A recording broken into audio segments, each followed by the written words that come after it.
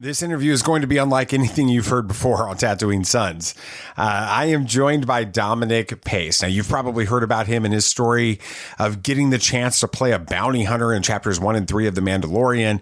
He's been on the show a couple of times before. But this interview isn't about Star Wars. It's about something much more important. This is Tatooine Sons. It's true. All of it. What is the name of the porg on the Millennium Falcon? Force is strong in my family. What do you think his name is? It's a big moment. I am a Jedi, like my father before me. Maybe Turbis? Do or do not. There is no try. Turbis? Pablo, if you're listening to this live stream, that porg's name is now Turbis. It's a good Star Wars name. We're not done yet. These guys recorded an awesome podcast called Tatooine Sons. Everybody listen to it. Welcome to Tatooine Sons, the only fan podcast to name an official Star Wars creature and to be endorsed by the writer and the director of The Last Jedi, Rian Johnson. We believe that pop culture is the mythology of this generation, that there is a story, it is written on our souls, and that these myths speak to that story. And that is why I'm honored to be joined this week by Dominic Pace. Dominic began studying with members of the Actors Studio, Mimi Turque and Susan Batson, in 1995. He then moved on to William Esper's 2-year program where he studied under Terry Knickerbocker. He's been awarded Best Actor at the 2004 Palm Beach International Film Festival for his performance in the independent feature Little Kings.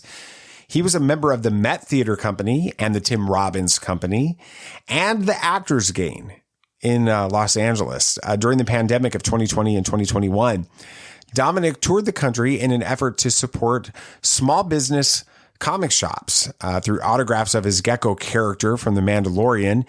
He helped to raise over $35,000 for the stores, along with $10,000 for charity. The mayors of Houston, Texas, and Sioux City, Iowa, named a day after him in recognition for his contribution to the local economy. The mayor of Cleveland, Tennessee, awarded Pace with the key to the city. And now Dominic has a very important message that he feels compelled that he has to share with the world that's so much bigger than Star Wars. But Dominic's dream was born, and his message was born out of his passion for seeing the character that he played in The Mandalorian become officially recognized. I asked him to describe the moment when he learned that this dream had finally come true.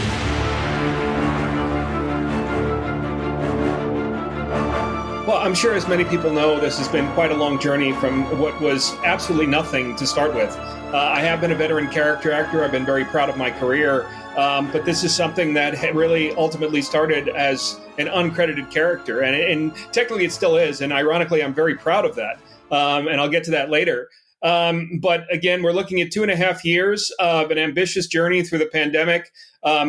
Very, very passionate in terms of trying to educate and to teach my sons, who are 16 and 13, the importance of self-motivation. So it meant a tremendous amount to end on a high note. There were definitely times of being discouraged. This is the biggest franchise in the world. And I didn't have that much support on some of the corporate level. So you can imagine, really almost be feeling extremely defeated. For those that don't know, again, in August of 2021, I got to a point of fatigue and dizziness to where I had to finish the trip. And I could not complete the tour. I had 10 more stops.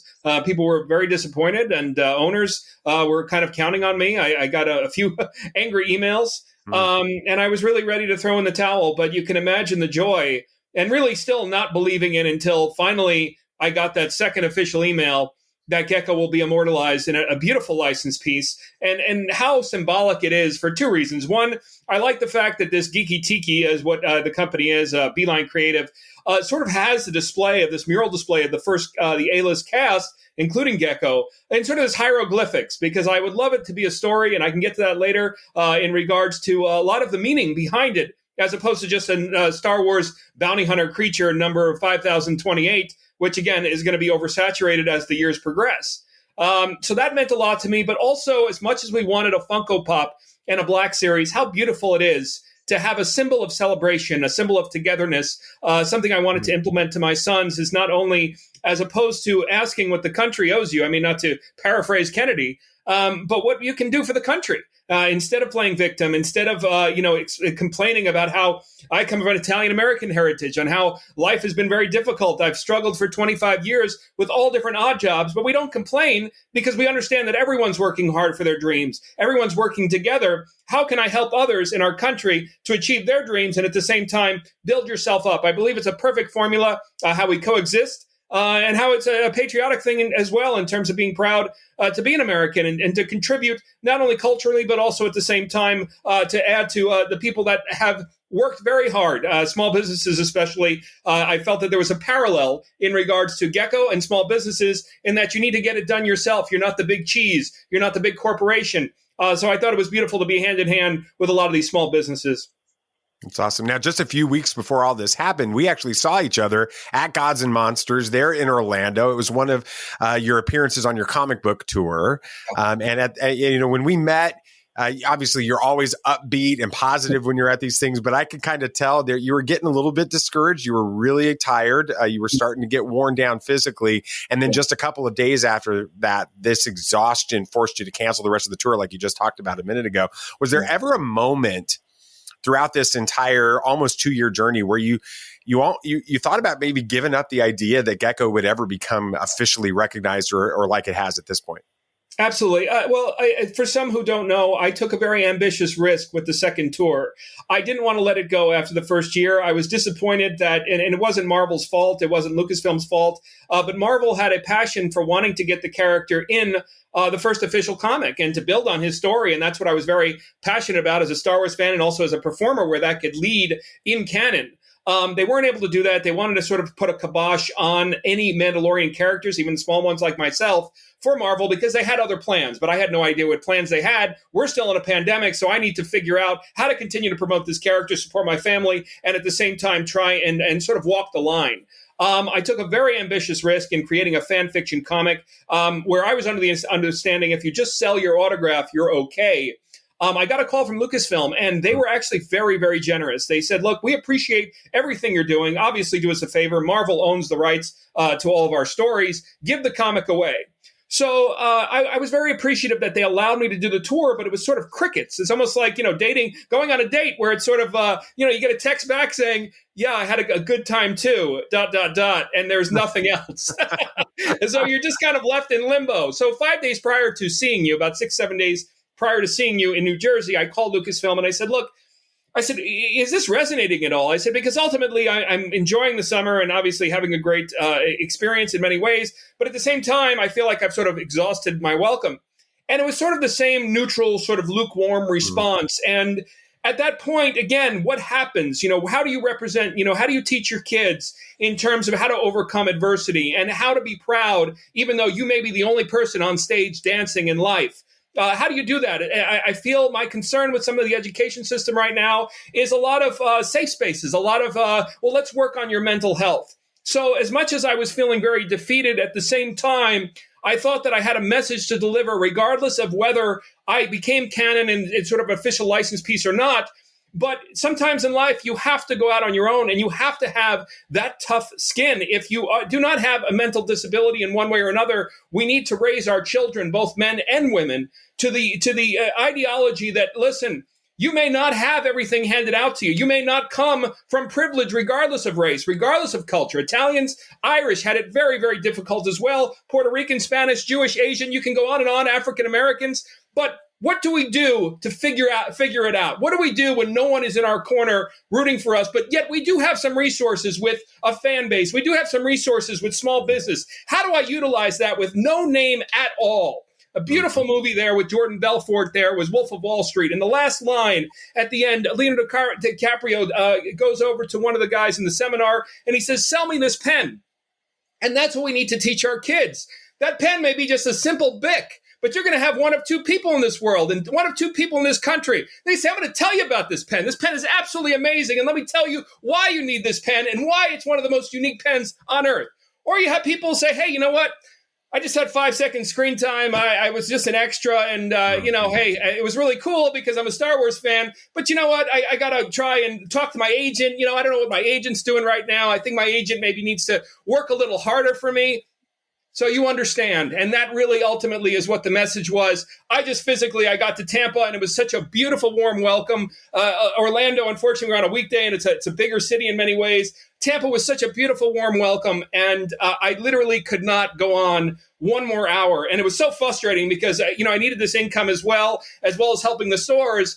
But it just, it got to a point where I just had to fold. So it really was discouraging, but at the same time, what a beautiful ending to this journey. Yeah, absolutely. Now, you worked tirelessly for almost 2 years to make your dream about Gekko come true, but you didn't do it alone. One of the most inspiring moments in this story kind of happens when you decide you can't continue to continue the tour. A Star Wars fan drops everything to drive you home when you're physically unable to do it yourself. What did you learn about the Star Wars community during this journey? It was very much like life, very much like high school, in that you have a group of people that are rooting for you, and then you have people who, are going to see you at face value, say, hey, who is this guy? I don't know. He's maybe nobody. Wait, he's breaking some of the rules. I don't know if we really want to root for him and stuff. You're going to have that divide to where you have people who say, you know what? This guy's out there. I know that Gekko is nobody, but he's actually trying. He's working hard. And at the same time, he's trying to find out a way to help others throughout our community, even though he's not Pedro Pascal. He's not Gina Carano in terms of the fame sense, or Carl Weathers, or, Brendan Wayne. He's actually self-motivating without any agent. It was absolutely beautiful. This man, we got extremely close. I couldn't afford a hotel room. So, we had to suck it up like guys. But he was just such a genuine man, very similar to the bounty hunter story. I always tell people I paid him handsomely, and I took that hit. But what a genuine example. He came from the Mandalorian Mercs. Mandalorian Mercs is one of 3 major Star Wars organizations that do so much for children's hospitals, senior living.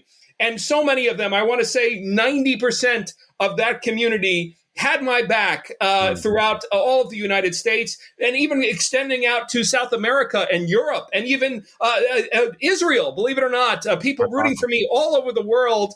I'd like to believe, again, people saw a lot of themselves in me. And again, more importantly, I hope, again, that this translates to my sons, that they say, hey, we humble ourselves, we have humility.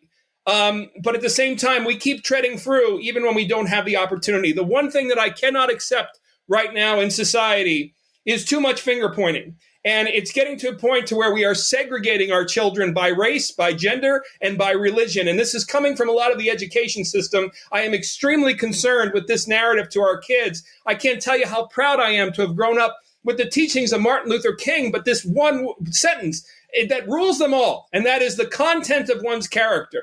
And I'm so tired of, hey, I'm going to lift myself up. But in order to lift myself up, Dave, I'm going to tell you, you know what? You didn't have it as easy as I did. I would never put on anyone telling them how difficult their journey has been through life. And unfortunately, this is happening more and more, splitting by gender, splitting by race, to where people of all races are outraged, saying this has to stop. So I hope that in a sort of a small scale, because again, we're not a big celebrity, we're not on Fox News, we're not on CNN, but I hope that this resonates in terms of an example. And I think Italians in many ways can sort of be the Switzerland of America, in that we were never the majority. We were never, our last names were not Rockefeller, our last names were not Vanderbilt, but this extends out to so many different cultures that I grew up with in New York. I had the privilege of growing up with brother to brother, brother to sister. of the ideology that you will be judged based on meritocracy and nothing else. I do not want Star Wars to include me because they have a shortage of Italian Americans, and I'll tell you they do. But I don't ever want to be hired in a corporation because they need Italian Americans. I want to be hired because I come to you, and I don't care who you are, I don't care what race you are, I don't care what religion you are, but I come to you and I say, look, I'm humble, I'm willing to listen, I'm willing to work hard. End of story, that's all that matters. But now making it this whole racial issue of sort of emasculating, some and building up others, it is the most disgusting and disappointing narrative that we could ever bring our children into. And I can't tell you how vocal I'm starting to be with our school system out here. And I hope that Gekko, uncredited, will be a long-standing example for a lot more messages than, again, just 5 seconds of screen time in season 1 of The Mandalorian.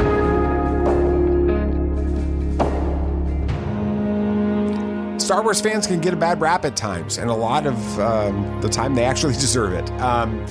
But it's not the faceless Twitter trolls who really matter. They are very loud, but they are very small in number. There are millions of us who are inspired by Star Wars to make a difference in our little corner of the galaxy. Some of us have podcasts. Some wear Mandalorian costumes and visit sick kids in hospitals. Others are actors living out their dream and helping charities and small businesses all along the way. When we work to lift each other up rather than tear each other down, amazing things can happen. I want to take a minute to encourage you to check out our sponsor, cufflinks.com. If you're not familiar with cufflinks.com, all you need to know is that they have over 3,000 items, including cufflinks and ties and tie bars and socks from all of the fandoms that you love, like Star Wars and Star Trek and Marvel and DC and Lord of the Rings and so much more.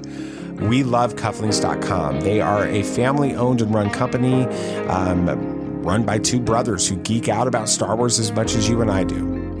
If you want to help the show out and you want to look great doing it, head on over to cufflinks.com, take a look at everything that they have to offer, and be sure to use the code Tatooine15 at checkout. Then you will receive 15% off of your entire order. As I continue my conversation with Dominic, I was struck by his refusal to play the victim of a system that seemed stacked against him. I asked him why this is so important to him.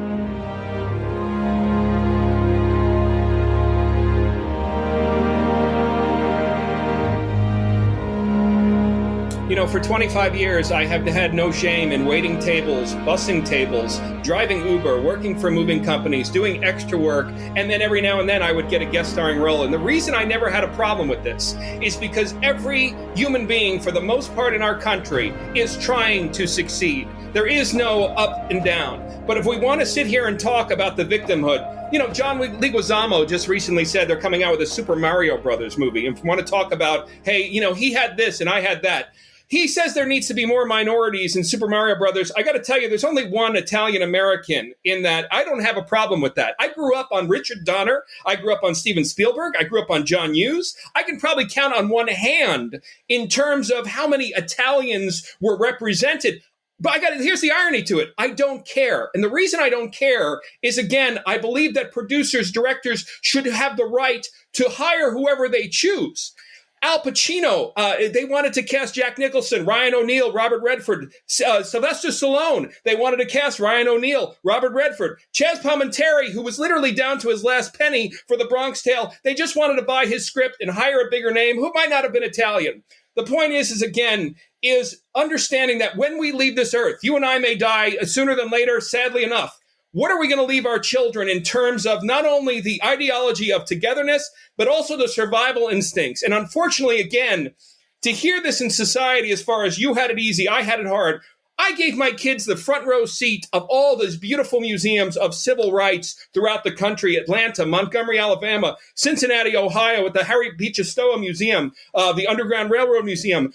Nobody is questioning equality. But as far as when you come to, this person owes it, this person doesn't, when you have a Caucasian male who might have been working hard for 30 years while I was driving home, while the man was driving me home from Atlanta all the way to Hollywood, there were 10 men in a ditch during this 95-degree sweltering heat. So you're going to tell me because of the Rockefellers, Vanderbilts, and because of J.P. Morgans, where maybe their descendants had privilege, that we're just going to overall generalize every Caucasian male in our country as if we have not had our struggle as well. So that's why I'm very passionate about it, is because I have patiently been waiting. I have patiently been paying my dues, and I have no problem with that. But also at the same time, ironically, Hollywood and corporations do not owe me one thing because I am a male, because I am Italian American. What I would love is the meritocracy. I was up for Game of Thrones. Believe it or not, I was up for Drogo. I got into the vice president of HBO. We need to look at ourselves in terms of what we can do in order to improve our circumstances. I go to the gym 20 minutes a day. I can't sit here, start pounding sand saying, oh, HBO won't give me a shot if Jason Momoa is in that gym for 6 hours a day. It's okay to be lazy. It's okay to make excuses, but do not sit there and blame somebody else for maybe your lack of motivation by separating us. And it's the most selfish and disgusting thing they could do, because we really were at a point, I want to say in the 90s and 2000s, of unifying in many ways through the word humanism. So that's why I'm very passionate about it, because it directly affects me. Because basically, what my mother used to have a saying was, am I chopped liver? Am I chopped liver to you if I'm washing dishes, if I'm making $15 an hour? But how dare you tell my kids who has privilege and who doesn't? Because more often than not, I got to tell you, it usually is success is given to those who work really hard in this country, regardless of race, regardless of gender. And say you take Asian Americans who have a 4.0 GPA, they do not deserve to be held back. Not even me, but I will fight for them that they don't deserve to be held back for school scholarships, because they need to level the playing field. If you come, you don't even need to have an education. If you have a strong will to want to work and to listen, then we have programs to start bringing people in regards to that. But diversity and in equity through meritocracy, that's the most important word. What do you want your Star Wars legacy to be? What do you want the fans to think of whenever they hear about Gekko, the bounty hunter, and Dominic Pace? I think it's a perfect movie. I don't think they're in the market right now to virtue signal because everything now has become about race and gender, about an Italian American who worked really hard without the opportunity. I don't think they want to give that narrative, unfortunately. But in a perfect world, I would love a documentary. I think a movie would be amazing. I don't even need to play him. But ultimately, to send that message to these kids that, look, we have the safe spaces for people who have a mental disability. But for the rest of us, we need to have that 1980s style of coaching, just like my football coach. If you're not on first team, get off the field. That's it. And work harder. Try harder. That's what I would love Gekko to represent, not a Wikipedia extending him through canon, as much as I would love it as a Star Wars fan. More importantly, I feel that this has taken on a bigger meaning, and that's what's going on in our country right now, and that is creating an opportunity when there is absolutely nothing. There were 25 bounty hunters, each one different race, ethnicity, etc. Every single one of them had the opportunity to send free emails. You don't need to be rich. Out to podcasters, to work with little by little to pay if you don't have the money, with illustrators saying, hey, you know what? I see this bounty hunter as someone massive. I think the gauntlets that he had, I'll tell you, these are going to be really special. They're better than Boba's. Things like that. 24 other bounty hunters didn't do, and I hope that story translates to all different corporations where you reward the Gekko in your corporation, where basically he took the opportunity and ran with it, as opposed to needing to reward all 25 bounty hunters who didn't get off their ass and do something with it.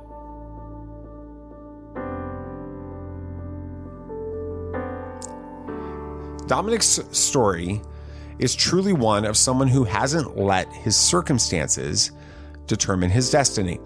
He's fought for every job he's ever gotten in Hollywood, and he's a genuine inspiration to anyone who has a dream and is willing to sacrifice to achieve it.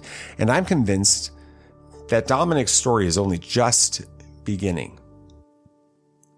Thanks for listening to Tatooine Sons of Pop Culture Podcast. If you enjoyed my interview with Dominic, please take a moment to rate and review the show on your podcast app of choice. Make sure you hit that follow or subscribe button on your app so you get every episode the moment it drops. Next episode is going to release on Tuesday. It's going to include everything that you need to know about the Batman movie before it releases in theaters on March 4th. And make sure you follow the show so you don't miss an episode. While you're at it, follow Tatooine Sons on Facebook and Twitter and share this episode with someone else. That is how you help the show in the greatest way possible. And that's going to pretty much do it for today. There's only one thing left to say. May the Force be with you always. This party's over. I like that Wookiee. Don't get technical with me. Joy, please.